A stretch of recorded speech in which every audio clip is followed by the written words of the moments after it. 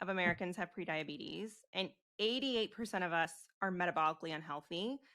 But still, a lot of people think that glucose, blood sugar, and insulin has nothing to do with them unless they're diabetic or pre-diabetic. But this is actually something that affects a lot of people. So, in layman's terms, what is glucose and why the heck should we care? So glucose is your body's favorite source of energy. So every single cell in your body uses it for energy. So right now, all of our brain cells are using glucose to think and chat and have this conversation. And as you're listening to this episode, dear listener, your brain is using glucose to listen and understand. Our heart cells use glucose to pump blood in our body. Glucose is really important.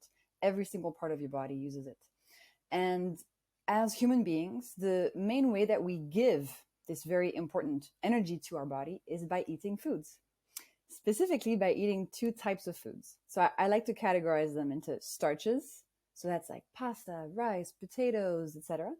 And sugars. So anything that tastes sweet, from an apple to your favorite chocolate cake. Okay.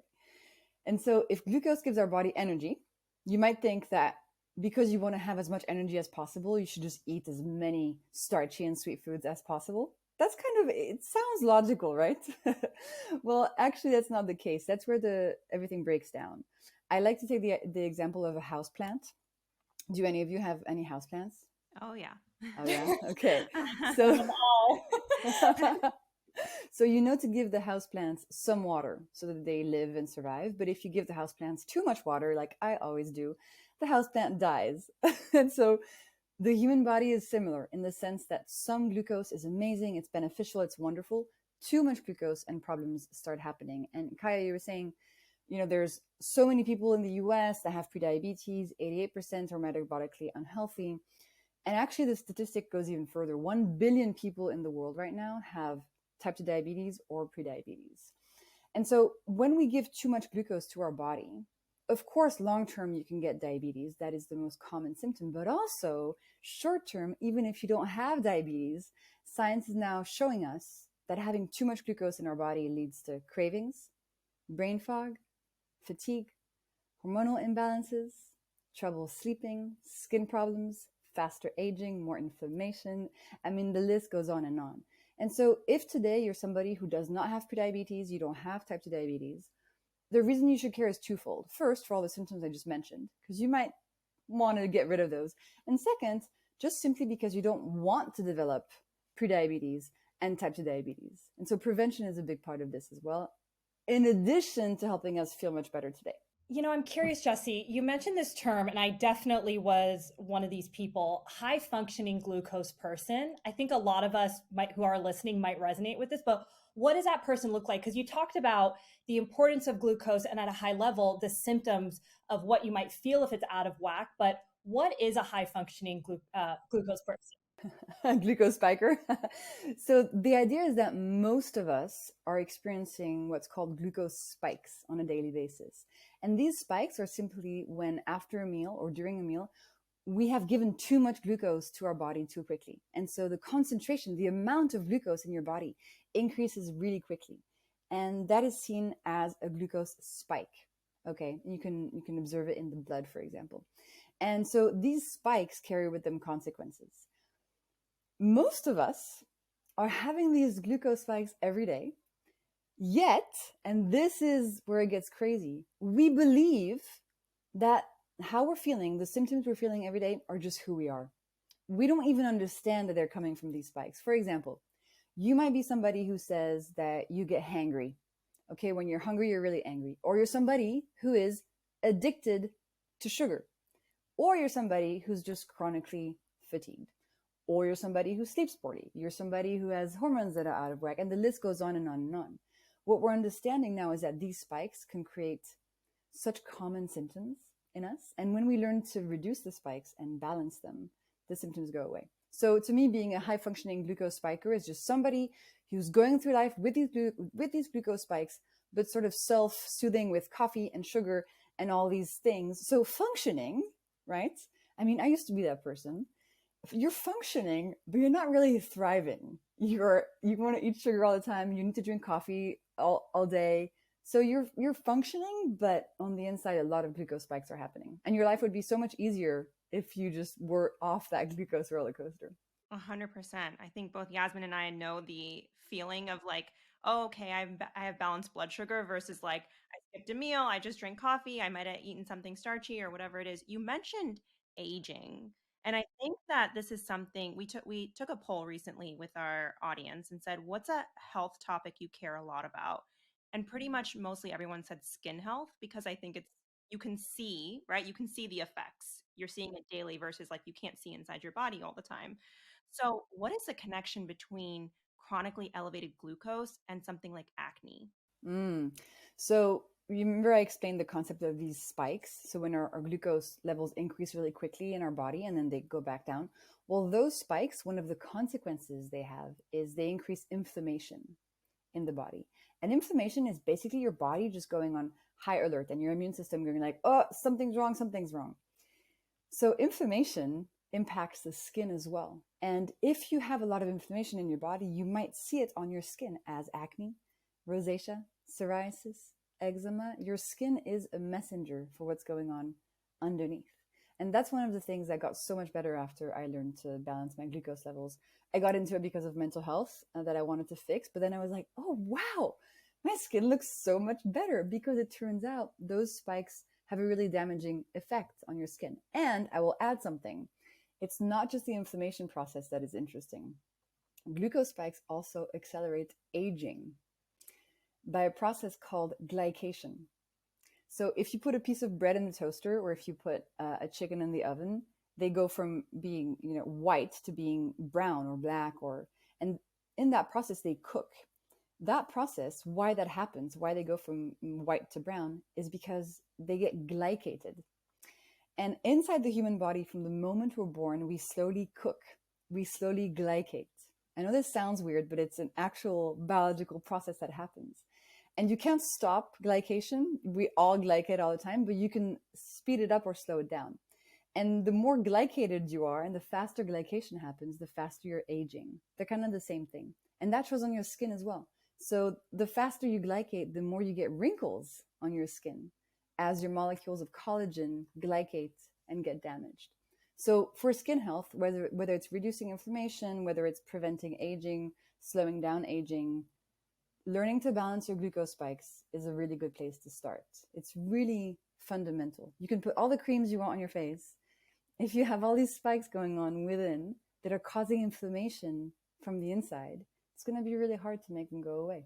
Absolutely. I have dealt with a lot of skin issues in the past and I have scarring. And the craziest thing is that when I am eating a diet, like I'm on vacation, I'm just eating a lot of starch, I'm eating a lot of sugar, I'm just around my daughter a lot, eating her food, whatever it is, I actually notice my acne scars are worse. It's crazy. Like I can feel like my pores are bigger, my scars are worse. And then when I'm eating totally. So it's really cool. I think a lot of people, if you're listening to this, just try experimenting with some of the things that Jessie's saying, and you can probably see very quickly how your skin will reflect in those things. Absolutely. And first, your mood gets better. You have more energy for your cravings. And then after a little while, the long-term things start setting in, like improved skin, balanced hormones. It's really wonderful. Yeah. And Jessie, you mentioned briefly, your own journey of dealing with mental health, and that kind of opened the door of what glucose is and your journey in this field. Can you maybe share with our audience who might not know you as well, kind of your backstory and what you were going through? Yeah, absolutely. So my interest in health began when I was 19. I had a terrible, terrible accident. I broke my back jumping off a waterfall. Yeah, and had very intense surgery. I have a lot of metal in my spine now. Physically, I was fine after a few months because I was 19. And when you're young, your body recovers. But then I started developing all these mental health issues, depression, anxiety, could never be alone. I was terrified of just living. Like my brain was broken, proper broken. And so I was sitting there completely lost. And I thought to myself, wow, well, my health is the most important thing in my life. I need to fix it. And that's when the journey began. So I studied biochemistry in grad school. Then I worked in genetics for 5 years in Silicon Valley to try to just understand what was going on and how this machine worked. And then while I was in Silicon Valley, I came across glucose and I was able to put on a glucose monitor and sort of start understanding this molecule. And I saw something really striking, which is that the days where I had the most glucose spikes or more glucose spikes, my mental health was worse. And the days when my glucose levels were steady, I felt better. And now it might sound really obvious, but to me, it was the first time in 10 years that I had gotten any clue about how to help myself. So that's when the passion began. And it's really empowering, and to know that you have the tools within you to impact, outside of everything you're saying, your mental health, because that's something I see directly. And I'll be out with friends, grabbing lunch or dinner, and I'm very cognizant about what I'm eating, food order, which we'll talk about soon, because I know I feel better and more clear. And people are like, just eat the sugar. And I was like, I actually don't like the way I feel. I feel more anxious. I feel like I'm not as clear. And like, for me to show up running beeya and doing all the fun things we get to do, like, I need to show up as my best self. So managing my blood sugar, outside of like helping me manage hormones and acne, the mental health piece is huge. And one thing that really changed my life also is shifting my breakfast. And I know you talk a lot about this, and I'm very passionate, but tell me more about why breakfast is the most important meal of the day, and maybe what people are doing completely wrong when it comes to breakfast. Yeah, I was going to say, Yasmin, as you were speaking, that today you would have to pay me a lot of money for me to eat a sweet breakfast. I'm like, roll out the millions. It's not worth it when you feel good. Exactly, because you just feel, now I understand that changing my breakfast from a breakfast that created the big glucose spike to a breakfast that keeps my glucose level steady has such a massive effect on how I feel throughout the day, how performant I am, how much I'm able to do what I really want to do instead of being controlled by all these symptoms. I can actually, as you say, be my best self. I can go after my passions more. I feel so much more empowered in my life. It's really cool. So you were asking about breakfast. Sorry, I got into a tangent. You want me to explain breakfast, right? I was like living my best life. Yeah, it's true. And it's possible for anyone listening. Yes. So the tenets of a breakfast that keeps your glucose level steady and so helps you live your best life are very simple. First, you want to build it around protein. That doesn't mean you have to, chug raw eggs. You can, of course, have some eggs. You can have them raw or cooked, whatever you like. But, protein can also come from protein powder, from nuts, from leftovers from last night's dinner. Maybe you had some fish. You want to have some more in the morning. Then you want to add a little bit of healthy fat. And if you can, some fiber from veggies, but you don't really have to. And then importantly, two things. Starches like bread can totally be there, but for taste, or oats, right? They can be there, but for taste. So they can't be the centerpiece of your breakfast because they turn to glucose. And second important point is that for a savory breakfast, you should have nothing sweet, except if you really want it, some whole fruit or some stevia in your coffee if you're really into that sweet taste. And if you do that, you're going to set yourself up with steady glucose, steady energy, no dysregulation of hunger hormones, no creation of cravings or an addiction roller coaster. Many of us wonder why at 3 p.m. we're craving sugar. Look at your breakfast. Your breakfast was starting the roller coaster. And then all day you just want to eat more sugary foods. So this to me is really the most important place to start. And if you still want to eat sweet foods, it's fine, but it's better to do it after lunch or after dinner as dessert. That's going to reduce the spike of the food. And this shift is actually relatively easy once you find a couple of recipes you like. And I have a bunch of recipes for people who need recipes and ideas. But once you find a few recipes you like, you can just keep rotating them. And also, if you don't eat breakfast, for those of us who do intermittent fasting, that's totally fine. Whatever time of the day your first meal is, whether it's 6 a.m. or 2 p.m., make sure it's savory. The same concept applies. And are you noticing, because we talk to a lot of people who have coffee in the morning and then they don't have any food until maybe 11, 12 o'clock. What have you noticed in terms of glucose at that point? Is coffee in the morning on an empty stomach and then not eating until later? Because we also work with a lot of women in their reproductive years who are dealing with hormonal challenges. Is there any patterns that you've noticed there? Well, listen, it depends. This pattern of eating, I'm familiar with it. Sometimes I want to do that because it just feels nice. If it feels good to your body and it doesn't feel stressful, that's fine. But we have to remember that not eating, fasting for a long time, having coffee, which is also a stressor and a stimulant, can add up to being a lot of stress on the body.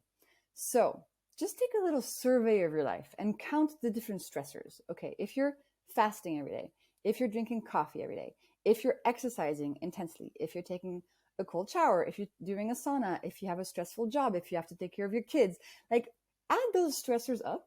And on a female body, that can be a lot of stressors, and that can impact the hormonal system.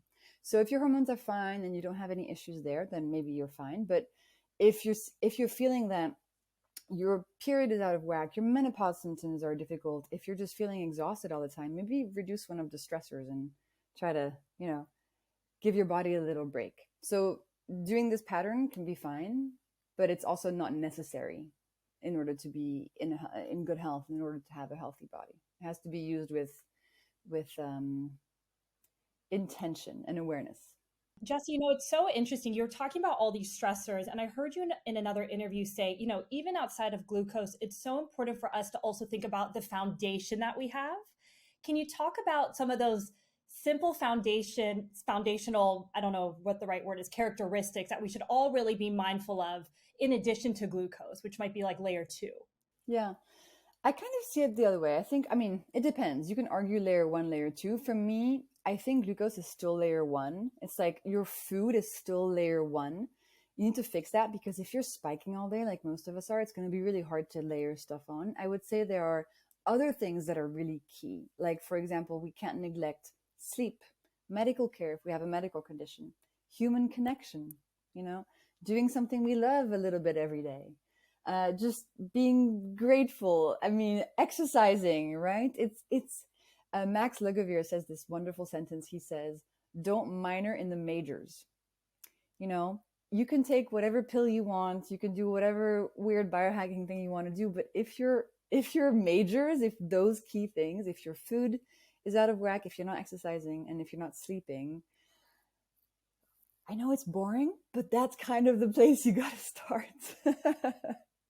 We all want the magic pill, but truly, those are the easy things. And I think on the topic of food, often we actually live in the wellness world right now, where things are very extreme, and it's like, never eat this again, never eat that again, be fully vegan, be fully carnivore, like do all this fasting, etc. And I think we're being swung around a bit too much. And I hope that with this science that I'm sharing about glucose and these fundamental principles about how our body works, we can all find a little bit of balance and a little bit of sanity, and just say, okay, let's go back to the molecules. Let's just understand what our body, how food impacts our body. Simple baseline principles: savory breakfast, move after your meals, have veggies first if you can, no sugar on an empty stomach. Those are whatever your diet is, those remain very important. Absolutely. And I think that's what resonated about your content so much. I remember I was showing my sister your posts, and we immediately were like, this is a voice that's missing, because a lot of people in this space are men. No hate to the men. I work for Mark Hyman. I get it. Like, they're men, but they don't understand the way that women eat, the way that we find joy and pleasure in food. Men are just different. My husband he doesn't care to go to restaurants and have fabulous things. Like, that's just not in him, but it's in me. It's in my sister.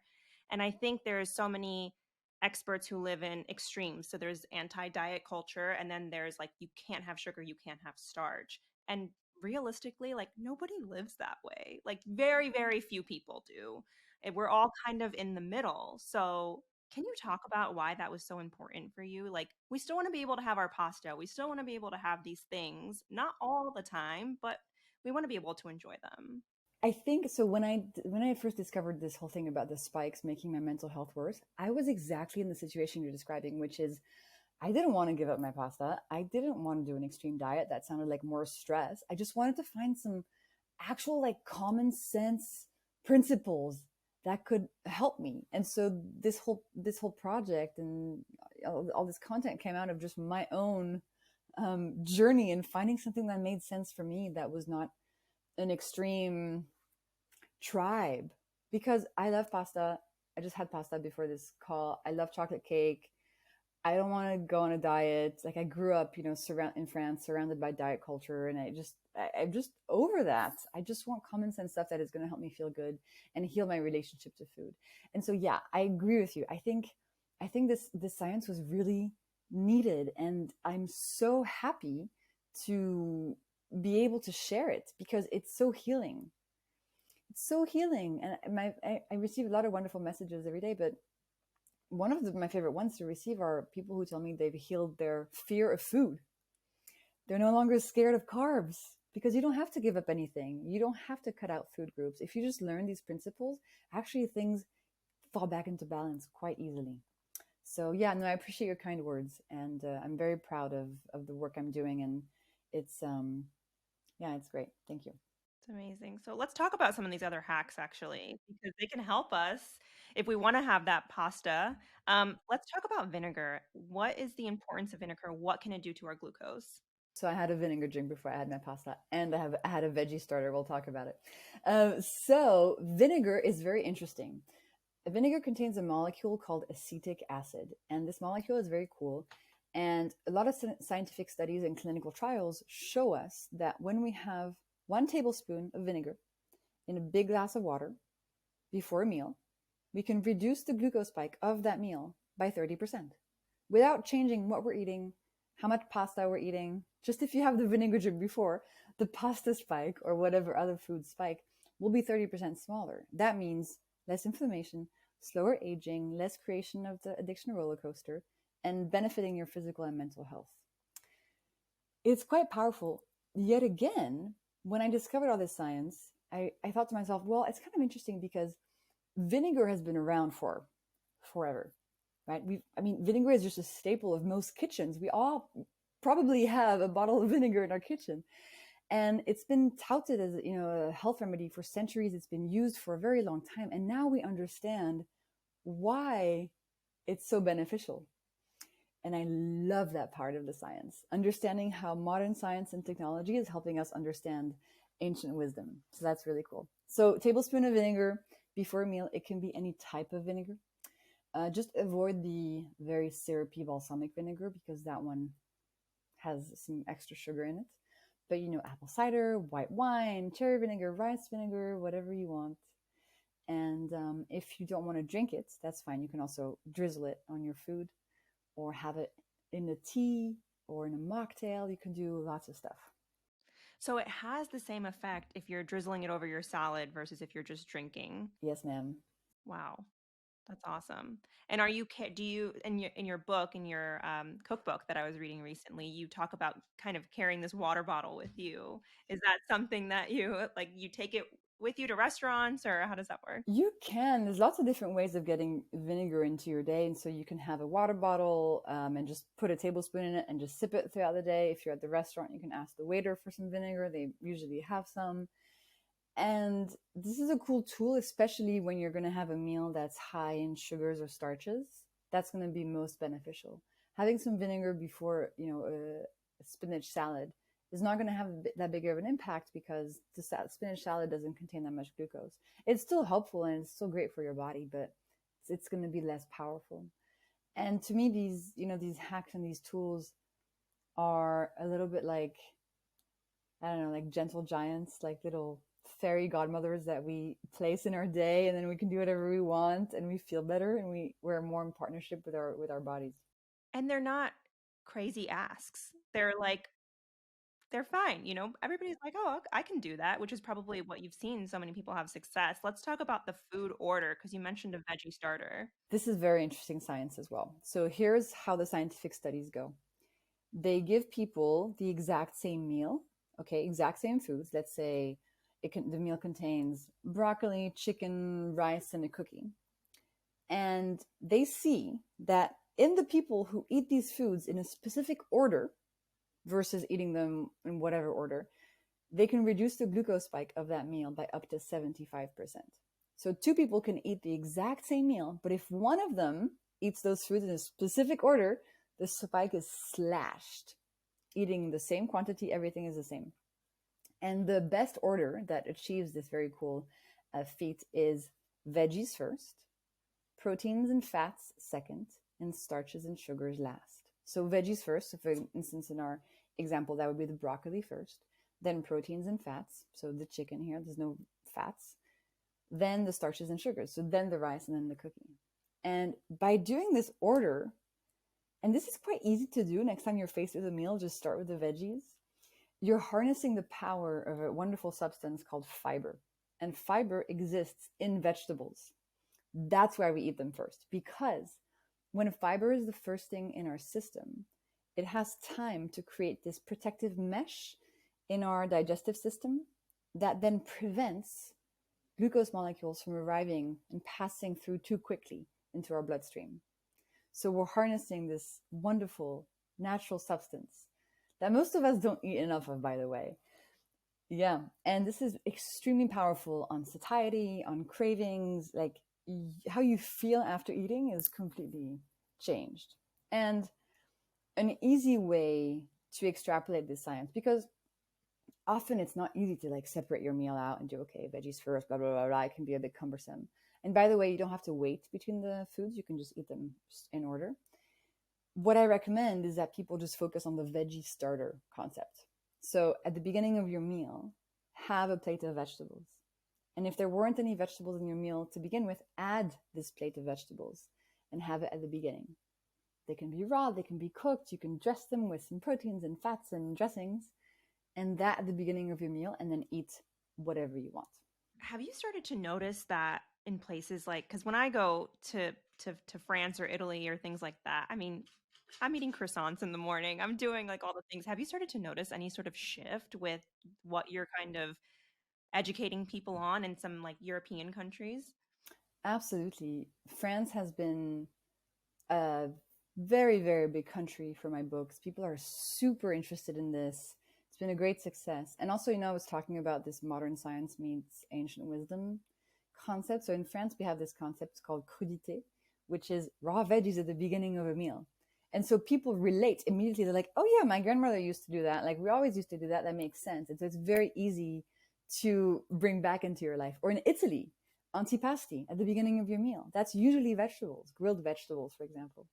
So I think in Europe, people are really aware and attuned to the fact that these principles are just cultural common sense that we've forgotten about, that we've kind of, disregarded, that we don't do anymore because we're navigating a crazy food landscape full of sugar and processed foods and bottles of orange juice that tell us, good for you, healthy energy. So it's a bit like coming back to basics. Yes, absolutely. Which is, even in India, what I'm noticing with people, they've kind of gotten away from all of like the Ayurvedic teachings and everything are actually very much in alignment with, what we consider to be healthy these days. And it's like my hope too that it will kind of come back to ancient wisdom and come back to basics there as well. So it's exciting to see.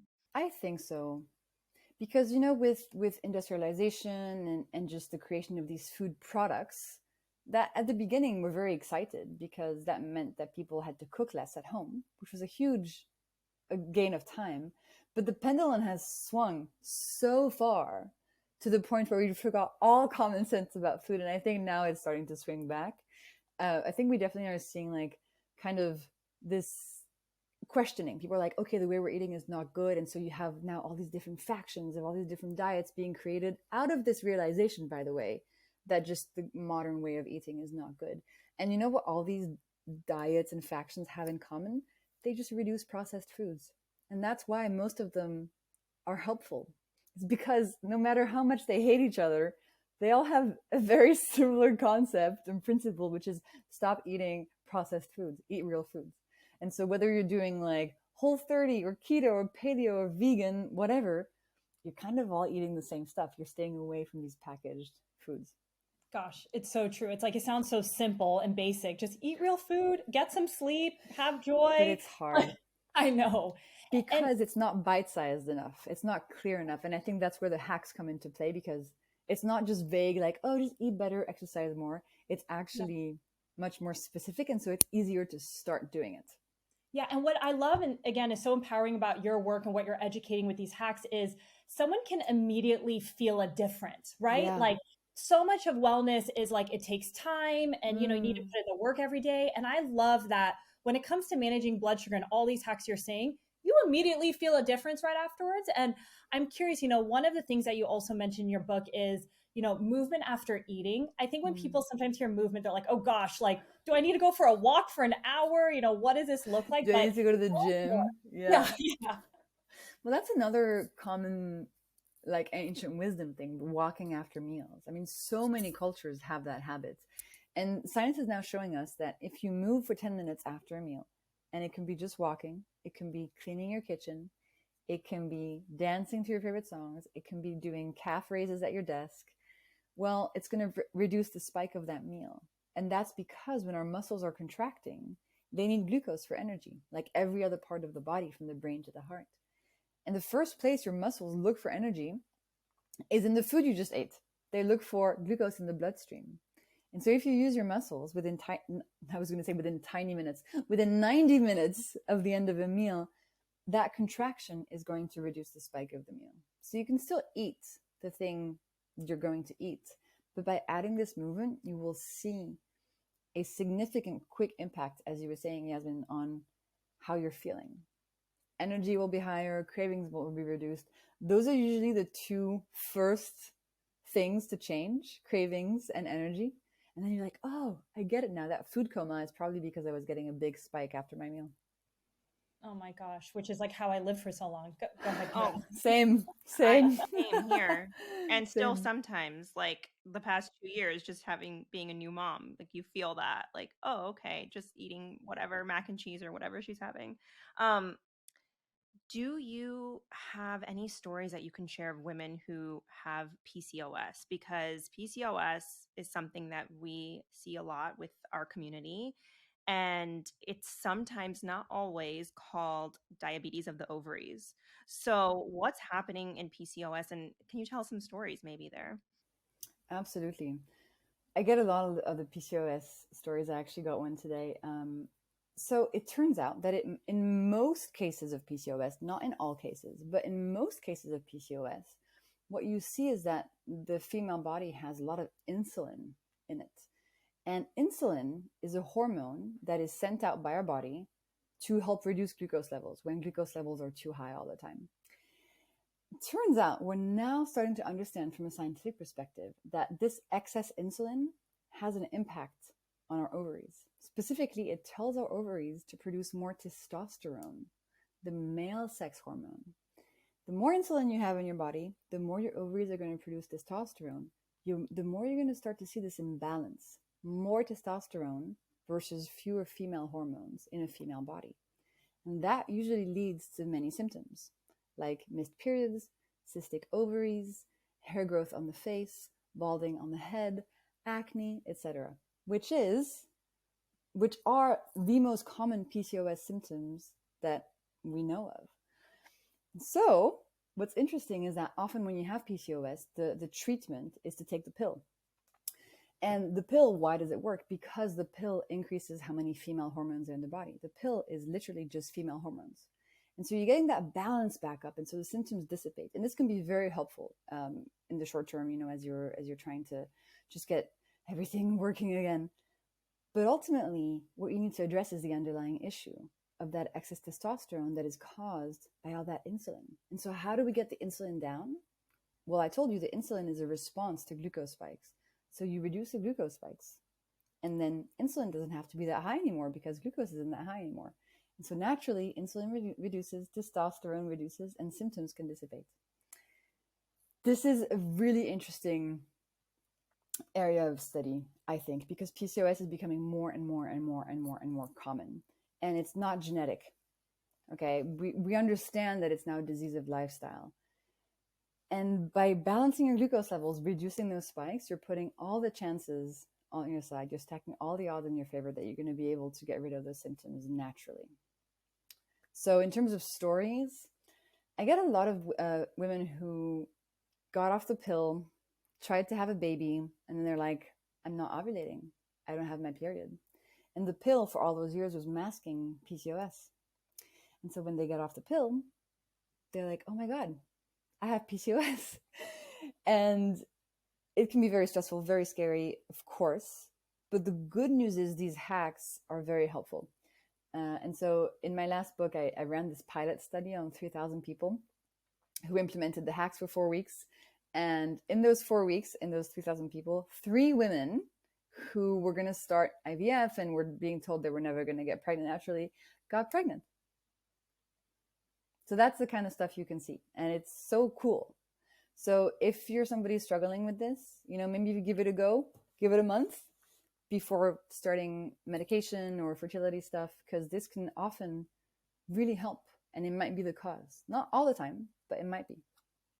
Yeah, it's interesting because we hear a lot of stories like this also at beeya. And I know, we have this seed cycling protocol and, we've kind of dug into the research of certain seeds and it does have a, blood sugar balancing effect because I guess of the fiber, right? And it's like some of these, just going back to the concept of eating real food and obviously, eating well, managing your blood sugar. But we've seen so many women be like, I don't feel my PCOS symptoms. And it's like, just going back to the basics of eating well. And of course, like, beeya is a high fiber kind of like food supplement, you would say, but it's really amazing just to see how people can reverse, whether it's PCOS or in my case, horrible hormonal imbalances coming off birth control. I had my own cystic acne, horrible PMS. I mean, it was really bad, but managing my blood sugar was huge, huge in that. And, eating fiber rich foods is a portion of it. So it's just really cool to see in your pilot study, just like the impact that you're making, and cool that you saw women get pregnant. And I'm going off a tangent, but what I'm so passionate about is, there's so many women that we see too, like you get off birth control, you want to start having kids and you're like, this isn't working. And it's like, how do we have these conversations much earlier in your reproductive journey? So you're not off birth control and you're having to scramble and learn about your body when hopefully this is something that you can think about much earlier on. But it's amazing to see that you can make a shift and help yourself become more fertile through practices like this. You can. And I think on the topic of birth control, things are definitely changing. When I was a teenager, it was like, well, you're 14, get on the pill, just because maybe you're going to have sex at some point. It's like, well, you're a 14-year-old girl here. And now we're understanding that those hormones have a real impact. So no, it's great what both of you are doing. And it's really, the conversation is very much needed. So it's really cool. And it gives me so much hope and joy to see actually how much agency we have. If we only knew the information this whole time, if I only had the information, I was in the dark for 10 years, it was a nightmare. So really the question here, most people. So the question here is like, how do we get this information to people faster?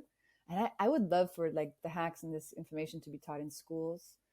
I want to become completely irrelevant, redundant, useless. I want everybody to know about this so that I don't have a job anymore. That's the goal, because this should be known. This should be like brush your teeth, drink water, wear sunscreen. We should know these things. And that's really the battle we're fighting. So thanks for being part of it. On that topic, I was talking to my brother-in-law the other day. He's a cardiologist, so he's working with a lot of people who have diabetes and prediabetes. And I think something that's still so infuriating to me is that nobody is taught that they could reverse what their body, in some cases they can't. Obviously, type 1 diabetes is a different situation, but especially for people who have prediabetes, there are so many situations where people are like, okay, your numbers are getting like looking a little high, just keep an eye on this. No, that is not the advice to give somebody in that situation. Like you said, we have the power to control these things in many situations. So I think what I want to know from you is like, what is your hope? You mentioned I want to become irrelevant in this. I want everybody to teach this. What do you think it's going to take for, physicians and people in the medical world to actually empower their patients who are borderlining on diabetes to say like, hey, these are the things that you can do starting today? Well, I always come back to the fact that doctors are trained to diagnose and treat diseases. That's what they're amazing at. They're amazing at surgeries and things like that. But when it comes to prevention, when it comes to lifestyle change, that is just simply not what they studied. It's not their fault. It's just not in the program. So my hope is that, and this is actually what's happening around the world, so it's really cool, but that physicians who are dealing with people who have type 2 or prediabetes, they are like, okay, here, dear patient, like you're bordering a little bit. you can do these simple things that are going to help put this in remission or reverse it before it's too late. Listen, I think it's changing slowly. I think that my work of getting this science to the general public and to these health practitioners to empower them to give their patients advice, because if the doctors knew, they would tell their patients. The doctors are trying to keep their patients alive and healthy. It's a matter of access to the information, I think, and to education, to be honest. The doctors are not maliciously keeping this information away. That's just not how the sessions with the patients go. And they have so much work. It's such a difficult job. So my hope is just partnership. I think that's the best way forward. I think for physicians and doctors to partner and to get information from those of us who are really specialized in behavior change and nutrition and food and science, I think that's the way forward. And it's happening all across the world, by the way. I see amazing doctors every day that use my work and my graphics and my books to help their patients. So from where I'm standing, it's quite hopeful because things are changing a lot, but surely they're not changing fast enough, that's for sure. Yeah, for sure. And, the topic of wearables is also exploding. A lot of people have access to them, but still they're not accessible to everyone. You see companies like Levels and different ones where people have a continuous glucose monitor where you can actually see if you're having these spikes. You can see if you're on a blood sugar roller coaster.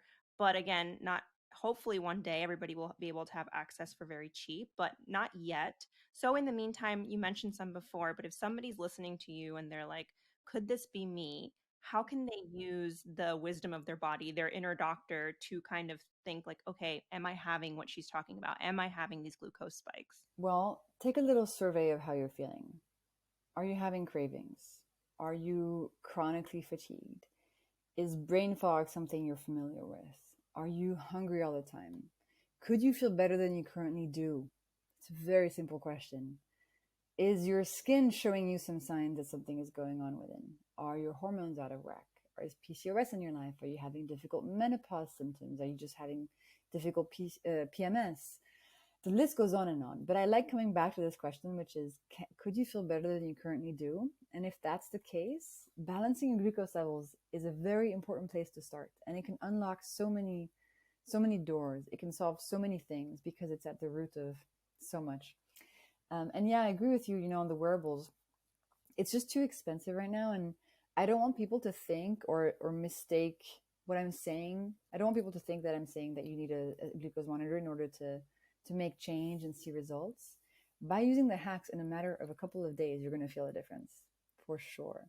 And checking in with yourself and just observing your energy levels and your cravings is actually fairly simple. You don't really need a machine to tell you whether you're having a craving. Like, you know the cravings happening. So I think as long as you have some self-awareness of energy levels, and if you're craving a lot of sugar throughout the day, you're going to be able to assess that this is working for you. And Jessie, I believe in the pilot that you did with a few thousand people, no one was wearing glucose monitors, right? It was strictly based on how they're feeling. No, nobody was wearing a glucose monitor. Yeah. I send them a questionnaire at the end of every week asking about cravings and energy and happiness. So no CGMs. I mean, I'm sure some people were wearing CGMs, but it was not at all part of it. And if you are wearing a CGM, I would say it's very important to get enough information so that you don't freak out about the small spikes that don't matter, so that you understand what you're looking at. And so if you're wearing a CGM, have a look through my Instagram, just sort of familiarize yourself with all of these concepts so you can identify it better, or better, get my books as more information in there. But even with the free content on my Instagram, you can get a good idea of what's happening, because I receive so many messages of people who have a glucose monitor and who are freaking out because they're asking, oh my God, I was at 95, now I'm at 98, now I'm at 91, like, am I dying? Those numbers are scary when you don't know what they mean. So if you are wearing a CGM, make sure you have information and education around it so that it doesn't turn into something stressful that you don't understand. 100%.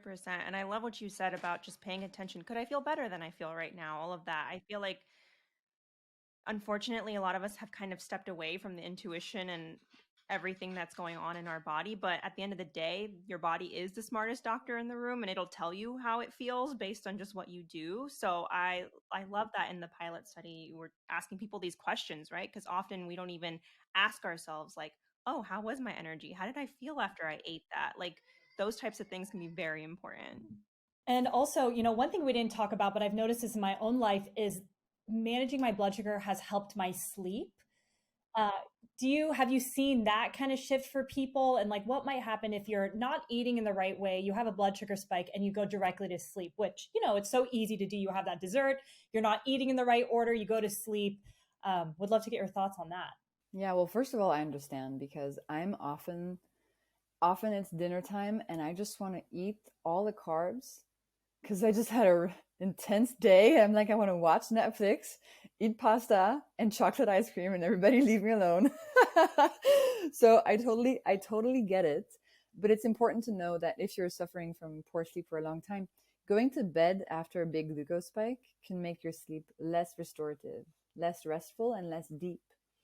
So, if it's once in a while, it's fine. But if you're chronically feeling like I need to fix my sleep, balancing your glucose levels is, again, a very important pillar, a very important place to start. You mentioned before that somebody would have to pay you maybe millions and millions of dollars to have a sweet Okay, breakfast. not millions. But yeah. But, I get it.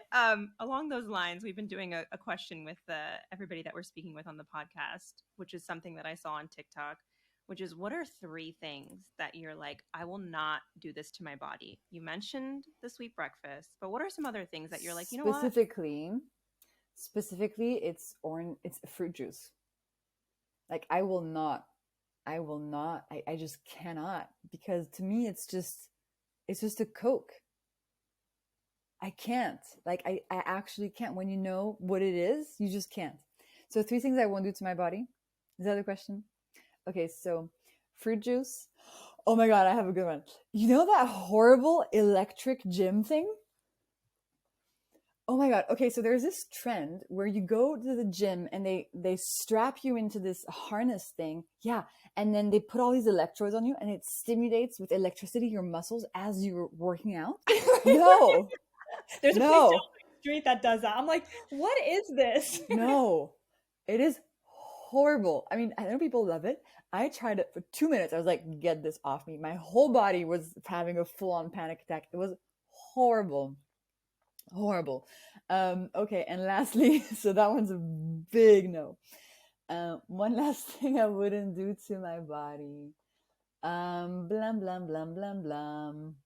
This is kind of off topic, I think, but I stopped waxing. I grew up thinking that you had to wax all the time.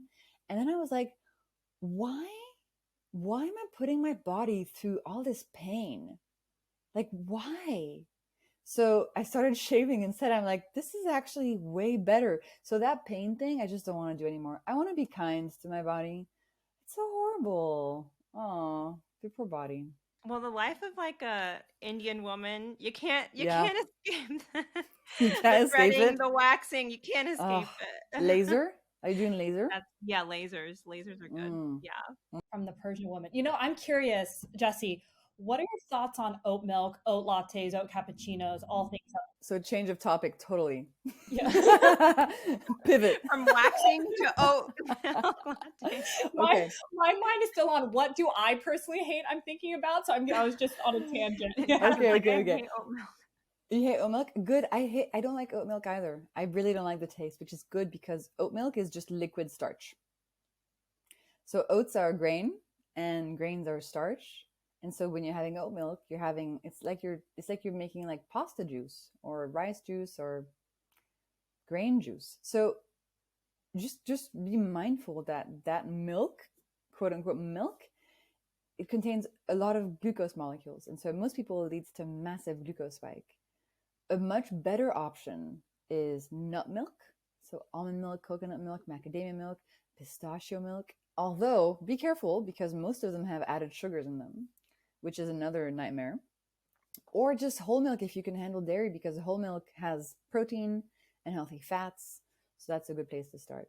But because I do meet a lot of people who really love oat milk, A few things you can do to reduce the spike. Have it after breakfast instead of before. Go for a little walk afterwards.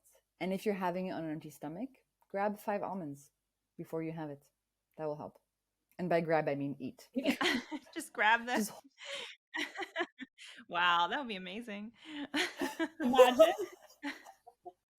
Well, I feel like for a lot of people, they love the taste of oat milk lattes. They love like that creaminess. So if you're listening to this and you make your coffee at home, hemp milk is equally as creamy and delicious. So, yes. Yeah. Yeah. I know we're running up on like just 4 minutes left, but we want to ask you, our final question is, what is a day of, you're traveling so much, but let's say you're steady in one place. Like, what does a day of eating look like for you? Well, you guessed it, savory breakfast. I love making a little omelette with some cherry tomatoes and feta and some harissa sauce with some chili. It's really nice in the morning. I make it like a crepe in the pan, very thin. It's in my book too, the recipe. And then I'll have coffee, and then I'll just work. Maybe for like, because you stay so full after savory breakfast that maybe I'll work, for 4 or 5 hours. And then lunch, I usually go out, have a nice salad somewhere, eat whatever's around. Of course, if I'm going to have something starchy, I'm going to have a vinegar drink for sure. And then what's easy after lunch that I find is to walk or to keep moving. So I know that whatever I'm eating during lunch is going to be reduced by the movement afterwards. And then dinner, I love eating carbs at dinner. So I'll have a veggie starter. So I'll tell you what I had tonight. So I chopped up a zucchini in little slices. I fried it in the pan with some butter.